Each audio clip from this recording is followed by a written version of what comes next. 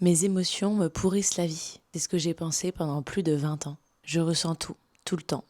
Trop fort selon moi. Que ça m'appartienne ou non. L'émotion prend toute la place. Et pendant longtemps, j'ai cru que le problème c'était moi. Comme si ressentir était une anomalie. Comme si j'étais défaillante. Est-ce que ressentir fort est un problème ou est-ce que c'est simplement inconfortable ? On parle souvent des émotions comme quelque chose à gérer, à contrôler, à faire taire. Alors que les émotions sont des informations. Ressentir intensément ne signifie pas que c'est grave. L'interprétation qu'on pose dessus, elle, peut l'être.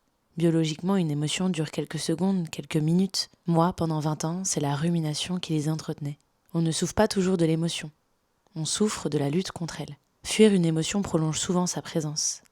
Alors, si je me sens envahie, est-ce une preuve que je suis fragile ou est-ce que quelque chose compte vraiment pour moi ?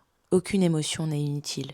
Elles ne sont ni positives ni négatives. Elles sont agréables ou désagréables. Elles ont toutes la même importance. On ne choisit pas ce qu'on ressent, mais on peut choisir la réponse qu'on lui donne. Et c'est là que réside notre responsabilité. Plus je lutte contre une émotion, plus elle cherche à se faire entendre. La nommer diminue déjà son intensité. Mais avant de vouloir comprendre avec le cerveau, laissons le corps faire ce qu'il sait faire de mieux. Réguler ne veut pas dire réprimer. Une émotion qu'on ignore ne disparaît pas.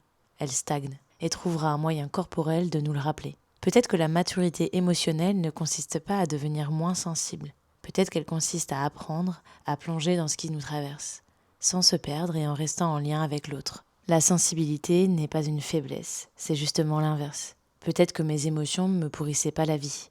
Peut-être qu'elles essayaient simplement de me parler, que je suis simplement vivante. Et c'est un cadeau de pouvoir connecter aux autres dans un monde qui en a besoin. Bienvenue dans les balades de mon cerveau.